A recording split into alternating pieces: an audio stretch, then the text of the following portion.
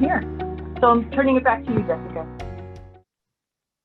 Okay, so last time, if you were here with us, and if you weren't, it's no problem. This graphic organizer is, I believe, in the note catcher still. We gave you a bit of homework just to kind of get you thinking about what is coming this week. Okay, so to extend last week's learning and make a better connection to this week's learning. And if you did that work, if you wouldn't mind quickly sharing in the chat, just think about, we had you look at the standards that were aligned to component 4 for you. We had you look at the prompts. What are the instructions asking you to do? And then we had you just at least begin to look at the rubrics and pull some language from all three of those places.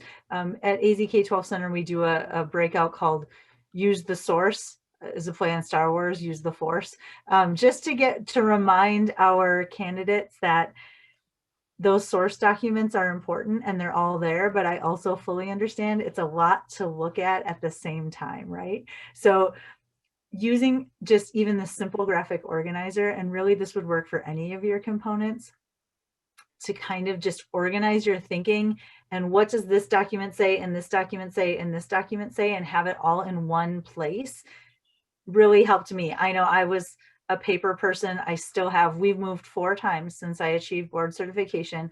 I still have my binders of all my instructions because I don't know why, I feel like they have a piece of me in them. And so I have to carry them with me. But what did you notice when you were doing that? Or how did you use, modify, adapt this? Was 3 columns too many? Maybe you started with one in particular. Just curious as to how that went from last time, if you were able to complete that work. We were discussing, I think it was it 2 weeks ago? Has it been 2 weeks? I can't remember.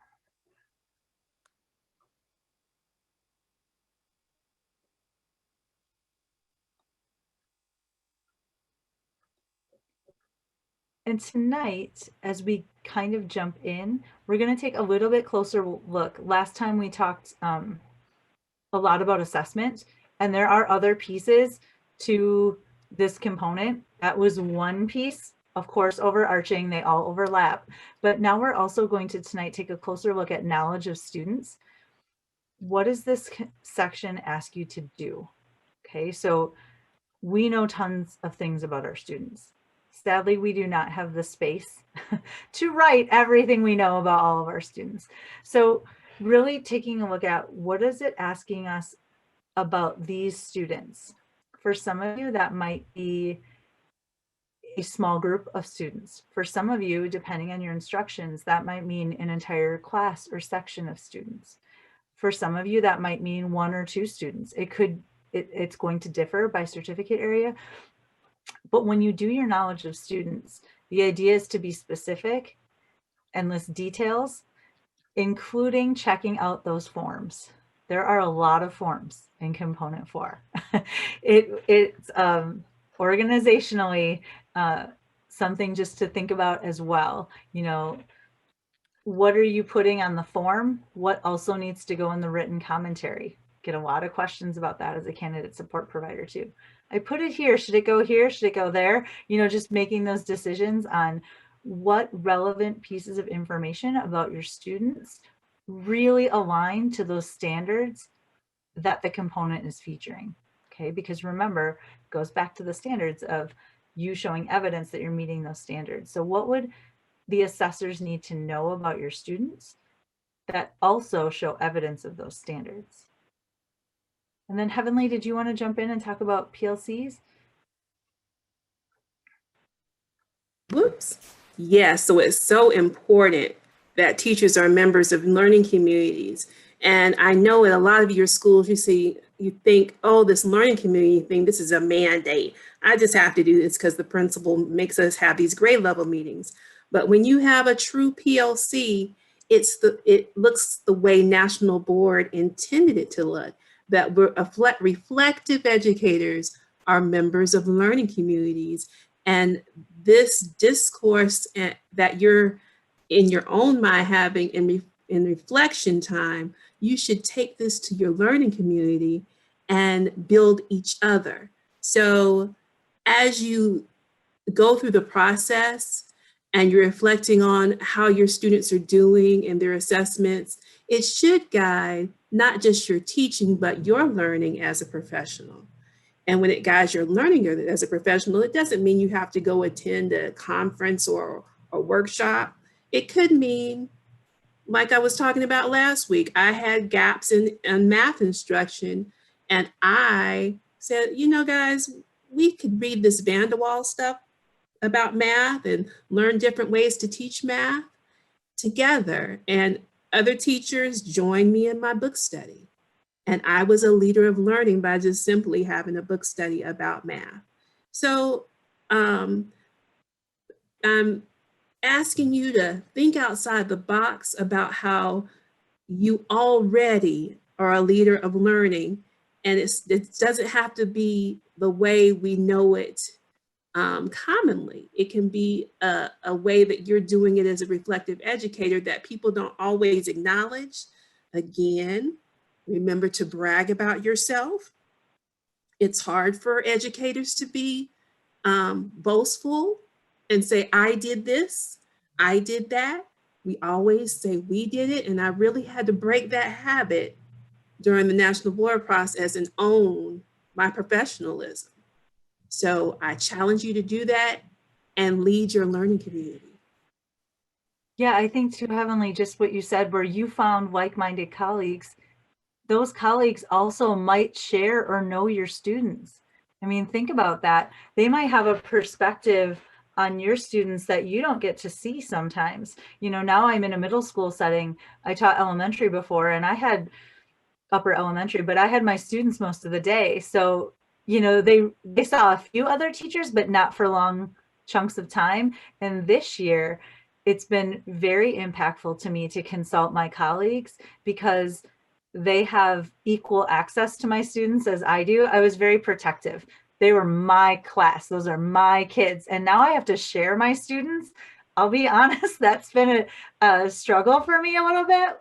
Those are my babies in math. And so it was very impactful for me, even, you know, whether we're discussing a piece of content like a book or a reading or a new strategy, just to get the lens of a colleague on a group of students or on the learning needs of students or things they're noticing can really, just like you said, expand that definition of what a professional learning community is. Absolutely. And I want to reflect. I saw a health teacher in the chat box, and all those people that teach different disciplines. I used to reach out to the art teacher who was also going through the national board process, and the PE teacher who was already a national board certified teacher before I was, and they were members of my learning community, and they would make me think of different ways to meet the needs of my students. So as you reflect on some of these components that we're going to look at in this rubric, you'll realize that you have to assess the learning styles and the different needs of the kids in your class and learn how to reach the kids sitting in front of you. So as we dive deeper into the next slide, we're going to see how I might have learned how to pull in those teachers from different disciplines in my learning community into my teaching, and they pulled me into their teaching, and we were able to build our kids together and get ideas together. So this activity is a cool activity I wish I could have had when I was going through the process, where you really dig into the rubrics and reflect on them. So this is what you do. You need to print out level 2 and 3 of your component 4. So you don't want to score as a 1 or a 2, you want to score a 3 or 4. So you need to really internalize what a 3 and a 4 looks like. Don't, like I said last time, don't be like Heavenly and not read your standards or your rubric and this, because I was such a great teacher, I just knew that just telling about what I did was going to get me national board certified. So when I had to do some retakes, I was lucky I got through a couple of components and scored well. because when I had to retake those, I'm like, what did I do? I did not read the rubric like I tell the children to do. And I didn't read the standards well enough like I do with the children and teach them the learning target. So we've got to practice what we preach, teachers. And really, really, I know it's a lot, but read your rubric and read your standard. And this activity pushes you to do that and internalize what you're going to do with the kid and what you're going to do with your peers. The next part is you start at the first bullet and you highlight going down.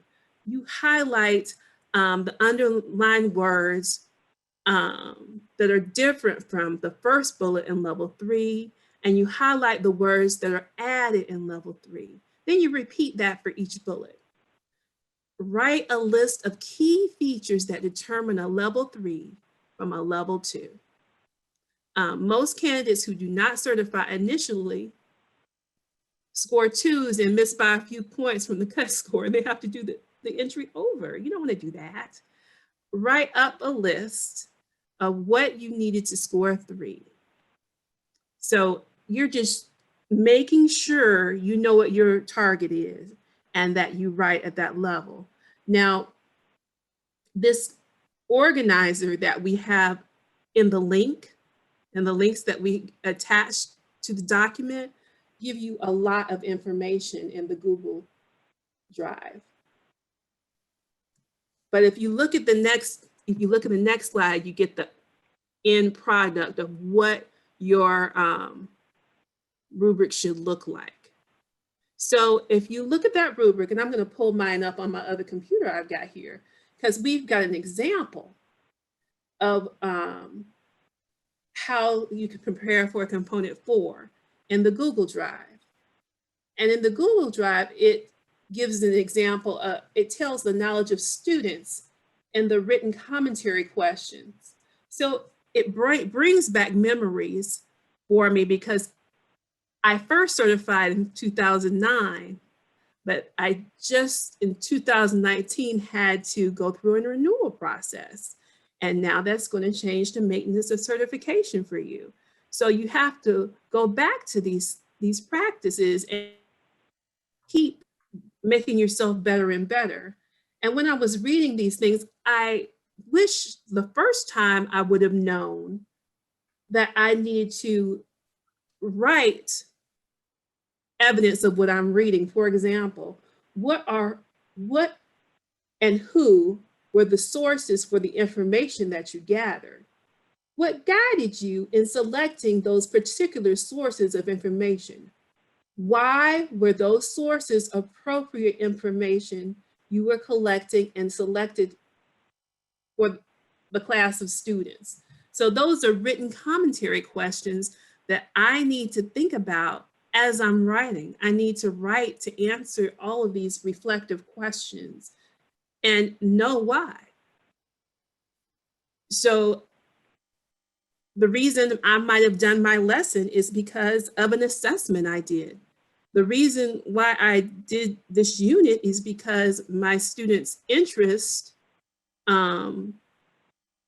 was this, but my standards looked like this, and I had to bring those things together. So can I plug in an example there, Heavenly, just sure, from what you just said? So sure. I know you all, depending on what device you're on, you probably can't see these highlighted texts, you know, like Heavenly and I can in my second screen. But one of the very last bullets on there highlighted is the difference between level 2 and level 3 for reflection. And we'll review quickly the types of writing in just a few minutes. But it says level 2 says reflect on ways to improve his or her instructional and assessment practices. And the difference between 2 and 3, the level 3 rubric says the exact same thing. It just adds the word regularly. So what Heavenly just described, she made mention just now of 3 or 4 different points of reflection in that very short example. But when you're writing, if you only put that sentence in there once, okay, well, they know you reflected. The evidence is there for it too. But how do they know you regularly reflected? What can you add to your writing that shows that I reflected here and here and here and here, because guess what? We reflect about 200 times a day, easy, right? But when we write, okay, I put reflection in there, check that off. I did what Heavenly did a little bit. Okay, check off, I have reflection. To me, everything is an ordered list. I reflected, I did this, I did this. I wanted this nice bulleted list that I literally checked off. But if you don't pay attention to those little finite language, verb change, adjective changes, I guess, in the rubric, that is where the things are. And if you've ever done curriculum work where they make you look K-12 through a math standard or K-12 through a writing standard, your Common Core standards, if you use those, are written that way as well. They build on each other. Thankfully, we don't have 12 rubrics to look at. We have 4, but those are the kinds of things. Heavenly and I have talked about this, why they assign us to component 4 when we're both like, I didn't read the rubric. I fully admit also that those are things you realize after the fact. I feel like this is our meeting. I'm Jessica. I'm a National Board Certified Teacher, and I didn't read my rubric. But really, that's where it is sometimes. But just those little things where how easy would it have been for me to insert in that entry a couple more mentions of reflection, and no, okay, now it's repeated reflection, not just the time I reflected, right? Sorry, Heavenly, I didn't mean to take you in a different direction, but as you were speaking, that was such a beautiful example of that, I couldn't help but And Lisa has done a beautiful job on your Google Doc. You can go to that example, and she's highlighted some things for you. Another thing she's highlighted is helps students effectively apply feedback from assessments. So when I read some of these, I still have to ponder. 25 years into education, we still reflect and work on this. Now, you guys have a great opportunity because you are digital experts, some of you right now.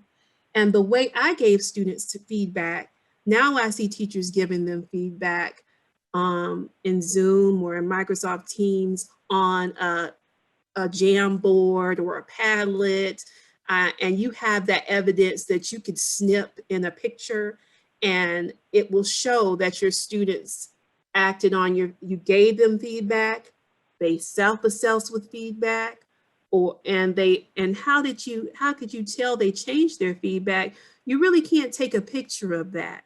So that's when you can't videotape or you can't take a picture of it, you have to write about it and you have to think about it. So what prompted you to give them the feedback or the assessment?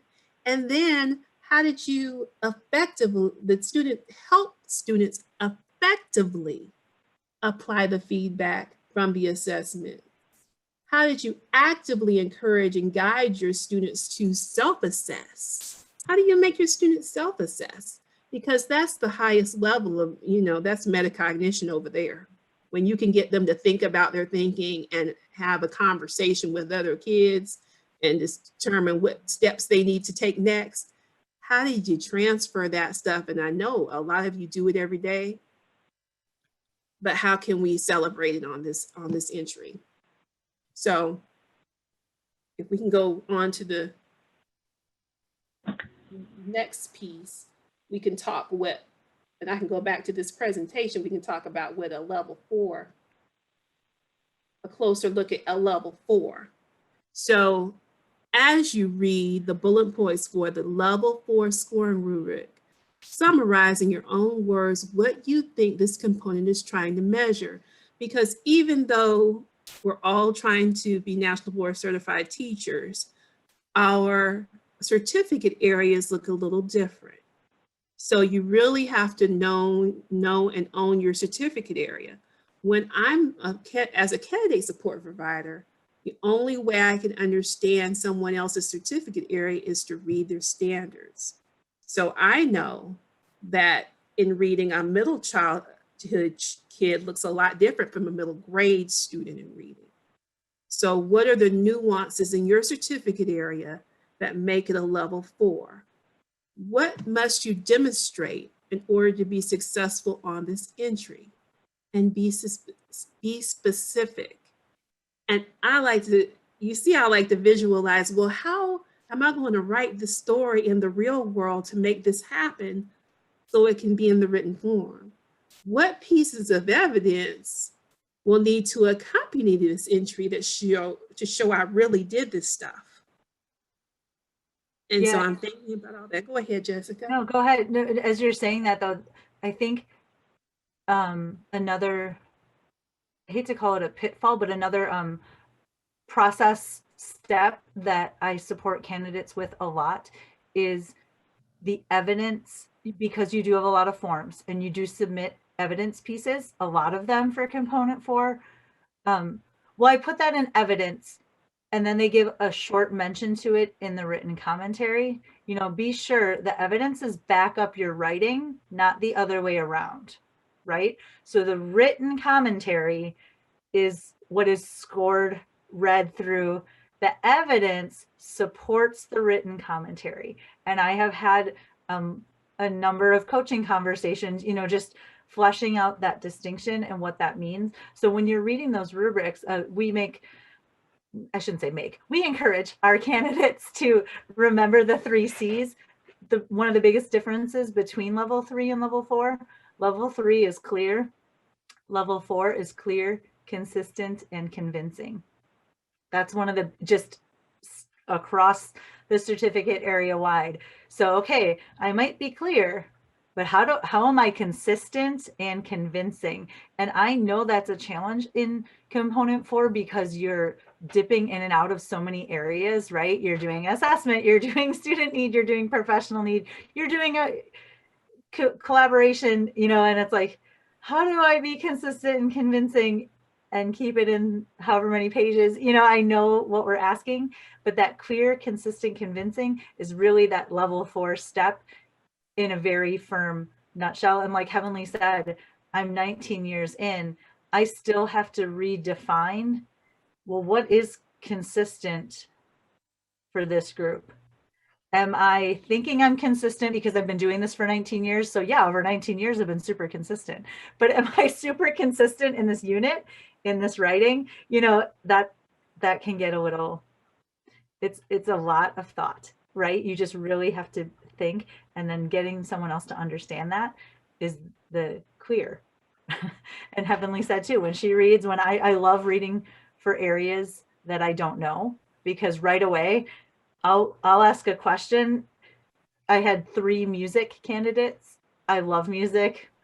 I do not teach music, you know, at all. So I'm like, wait, what is this term? You know, just clarifying questions if I'm confused. It really does help if you're comfortable having someone outside of your area. It can be very valuable collaboration, having a group of candidates in the same certificate area to collaborate. Absolutely.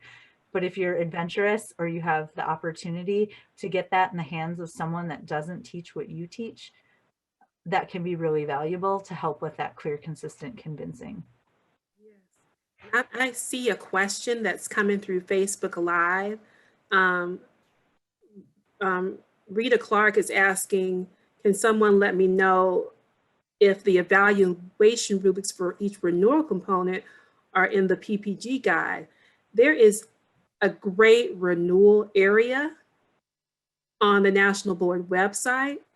And so you can get all the resources, and that's what I did when I went through renewal recently. I got the resources on the website, but I'm sure that we can guide you through that a little bit if you will be patient with us and send your information, and we can get that information to you. But yes, there is information on the National Board website, especially for renewal candidates and mock candidates. Great. Thanks so much for catching that, Heavenly. I made a note of this, and as soon as I am off all the various screens, I'll hop on to the Facebook page and put those links in as soon as we're done there's a couple of other new resources for renewal candidates who deferred that I'd love to share with you. So thanks, Heavenly, for flagging. Jessica, you want to talk about the 3 types of writing a little bit? Sure, absolutely. So another, perhaps, I'm sure if you've been in these webinars before, it may have been already a suggestion. If you are a visual person like I am, I physically took my instructions, again, I printed everything old school. I took my component instructions for every component, and I actually I coded them. I actually annotated them with these types of writing. So I would put a D. They want descriptive writing here. What keywords am I looking for? I taught 5th grade. I taught them to annotate, and I'm like, I'm going back to 5th grade because I need to make sense of this for myself. So a descriptive writing piece, if they're looking for that type of writing, you will see words like describe, state, list, just like Bloom's taxonomy, right? You know, those basic words that have an answer. State this, list this, state the grade, state this, you know, where are you teaching, urban, rural, you know, those kinds of things. They're just right, I call them right there answers, go answers. You can go right to your background knowledge of your class, and those are there. Just consider also what standards you're highlighting and making sure that in those standards you're giving the type of description that best highlights the standards that are featured. Because if you want me to describe my 70+ middle school students, I could probably write you a good 5-page essay on each of my students right now. You don't have the space, the clear, consistent, convincing, and I read in the chat, they should add concise. I think that's understood, right? Because there's a page limit, they've auto forced you to concise. However, I completely agree. As you can tell by this webinar, I'm rarely concise. I could talk for 3 days if I had to, but those words, those key words, I would physically look for those and know, okay, right now it's descriptive writing. I'm setting the scene. Your forms, you might see lots of descriptive prompts, okay? Analytical writing, just like Heavenly said with our students, that's the next level up, right? What were you thinking? Now we're getting metacognitive. Well, here was my thought process in this. Responses to why questions. What's the significance of what you did? It may make perfect sense to you why you did that, but if you don't put that in your writing, the assessors will not assume the same thing you assume, right? If you don't put it there, they don't know. And that to me seemed really weird. Like, well, of course they know why I use equity sticks to choose names of who. Why does everybody use those sticks, right? Like they'll just know that. But you need to say, why is randomly choosing someone an equity practice in this context? You know, like those types of things where you just do them because you do them. You really need to dig into, why did I do that? Why is that important to tell you? And how does that lead? What is the significance of this piece of information I'm giving you? And if there's anything I can say about being concise, if you have a draft of writing and you read through it and you're way over pages or something, I mean, really take a look at every line. What is the significance of me including this fact? And that will really help you sort out, yeah, that really needs to be there because I talk about this, this, and this later, or I'm not sure why that's there. Let me come back to that. You know, it just really helps frame your thinking. And then the reflective piece, we've already talked about that a bit tonight at length, but based on what you've learned, whether it went how you wanted to or not, whether those assessment changes or those things that professional development you did that you tried to improve student learning, did it go well? Would you have done the same thing again? Or no, never mind. Right here is the spot I would have gone back and what's your do-over spot? If there is one, you know, and if not, if it worked, why do you think it worked? Why did that work with this student at this time? The thing I loved about this process is they weren't looking for perfection. They were looking for critical thinking, right? And decision making, and that you were making decisions not because, yeah, I'll try this. Yeah, I'll try that. And sometimes we do that as teachers, like, but not all the time, not when it's big assessment pieces, right? We have very good reasons for why we make the decisions we make. And so that's why I loved this as a professional development journey, because now I think about lots of instructional decisions through that lens. So that will change your thinking forever, really. Heavenly, do you have anything to add to that? Yes, I do. I was thinking about this protocol that leaders use called the 5 Whys protocol, where you start with a problem and then you try to find out what the root of the problem was, where the problem come from, and you begin to okay, so this group of students scored below grade level on my last assessment, and they don't know character elements. They don't know something, and that's usually the root cause. So that's usually the student learning problem, I'm sorry. So I'm looking for a root cause for the student learning problem. I'm going, so why don't they know that? Why don't they do that?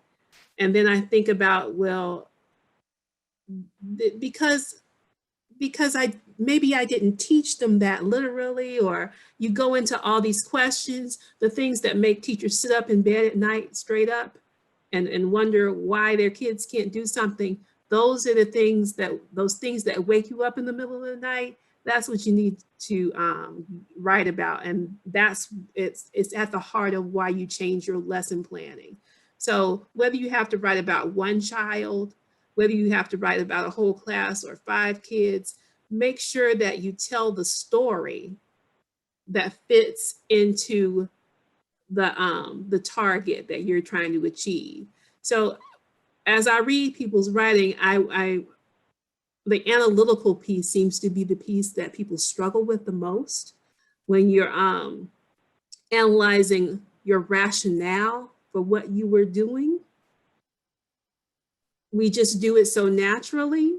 It's hard to attach ourselves to that rationale, but just start thinking about that process you go through as a teacher and those 5 whys. Don't stop asking yourself why till you get to the 5th why. Then if you're struggling with that, you'll come up with the root cause of why you took that action. What the students did to make you take that action. Yeah, that's really powerful, because this sounds ridiculous, but I didn't realize that other teachers didn't teach like me. I know that's obviously, but really it wasn't until I got a role where I could step out of the classroom. And I know, Heavenly, you have one now too, where you get to witness amazing teachers who are a lot like me and a lot different than me make this work. And I know I've had candidates tell me, well, what are they looking for? Like there's a secret special way to be a national board certified teacher. And it's like, they're looking for the whys. They're looking for you knowing why you're doing what you're doing. The one thing I learned throughout being in 75 different classrooms in 4 years, I got to be a new teacher mentor, was they were all very different, but they all had amazing ways to improve student learning. And that's what this is. Okay. It's not an assessment of, did you make the right decision? And that's what it feels like sometimes, especially I know when I've had candidates be advanced candidates, or they didn't necessarily achieve the first time, like, I'm not good enough. It's like, no, maybe we just need to clear up your writing. It's not that if I had done this, then this, I would have certified. That's not necessarily the case. It's not like this either or, type thing. And that why, and then those whys eventually lead to your reflection, right? I mean, all those whys are the analysis to the reflection. Then it takes you right there. Okay, so the activity for component 4, writing and revising. There are 7 forms and 2 written commentaries.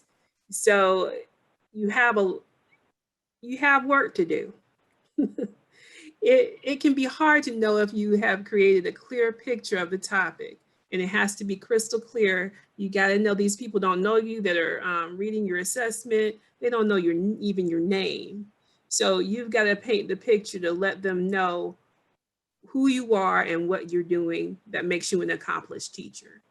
You can use this guide to ensure you have addressed everything in the level 4 rubric. So if you use this, you'll have the information you need to be prepared for this writing. Trying to find the slide. So if we go to the next one, this is preparing to write component 4. Yeah, I believe this one's on the note catcher, right, Heavenly? Mm-hmm. That's they the one. That's the one we were reading from earlier from the Google Doc. So you'll have that in your documents. Yeah. Go ahead, Jessica. I'm sorry. No, that's okay. I just wanted to be sure.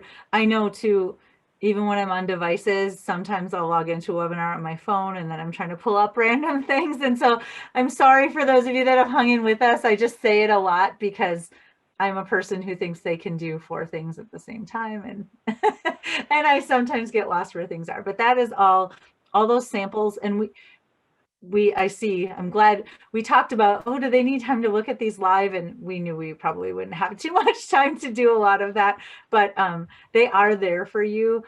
And I think, once you know they're there, you can reference them when you're ready to receive them, because it is a lot of information, adding in another organizer, but we just give lots of options too, because everyone does view and complete this process in their own way. It is your national board journey. So if you open these graphic organizers and you're like, that made it clear as mud, close it back up and keep, do what you need to do.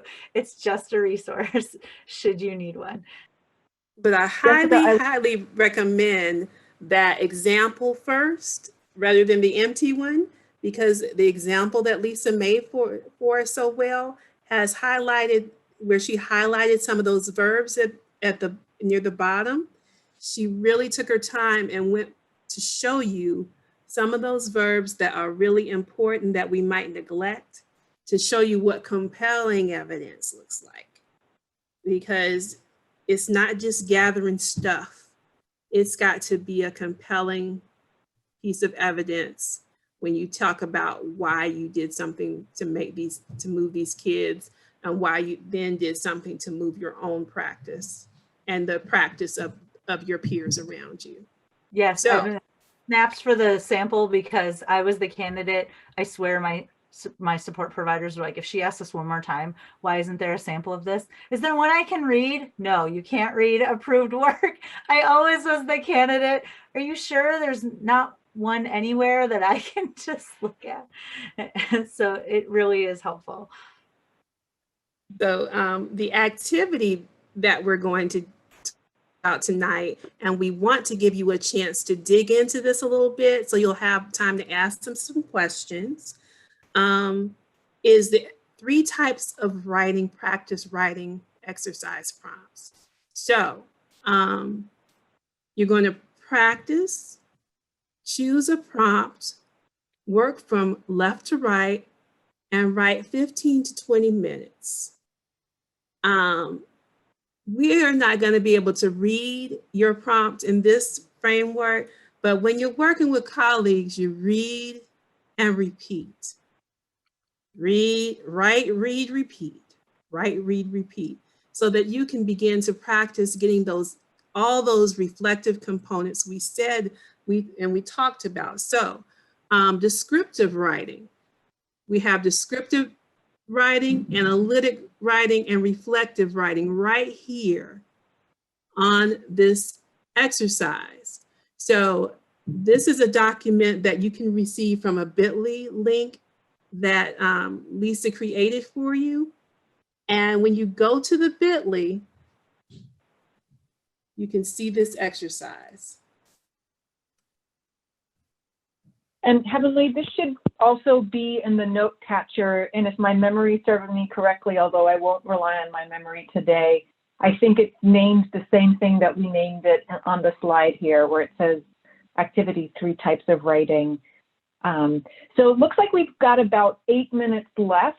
Sounds like the suggestion is to pick one of the prompts, describe your classroom or a successful lesson, and then kind of think through that, pick one row and go across. Is that what we want to do? Yeah. Yeah, you could pick just one, or if you have time to go across. I know we do a National Board pre-candidacy class. I've facilitated that a lot, and this just helps break the ice. If you are afraid to start writing, I was a person who was afraid to start writing. I will freely admit that.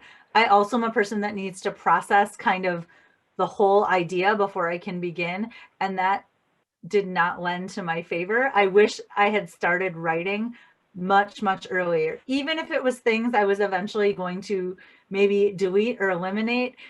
These just help you break the ice and practice those 3 types of writing.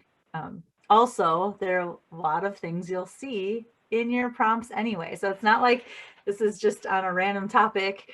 All of these you will notice are from instructions. And I really like the starting prompt, tell us about a challenging student. That really gets your reflection started, because everyone's got a challenging student that wakes you up at night, and that you begin to think of things you can do to meet the needs of that student. I don't know a teacher that would be in this process that doesn't think about a challenging student. Another prompt is to describe how to engage parents and guardians. That's another hurdle all teachers have an issue with. So once you see it's not something that's so foreign that you're writing about, you're not trying to be Miss Scholar or anything, you're writing about your work. Then once you get started with that, you can think about how you organize to get what you needed from that, and then reflect on what's my plan? How do I meet those needs? I'm going to stop talking because I know we're running out of time. Great. So my recommendation is to pick one box and just pay attention to whether or not it's descriptive, analytical, or reflective, and just give yourself the luxury of 2 or 3 minutes to just get those writing juices flowing. And I think one of the things to note is that this is also a resource. I really struggled getting going on writing as a candidate. And so for me, just having one prompt to kind of loosen up the cobwebs really helped. So why don't we've got about 5 minutes left. Why don't we take 2 or 3 minutes, orient yourself. If you don't have the Google Doc open, you can definitely just grab a prompt from by looking at the screen, and just take a few minutes to do some descriptive, analytical, or reflective writing, and we'll come back then to move to close.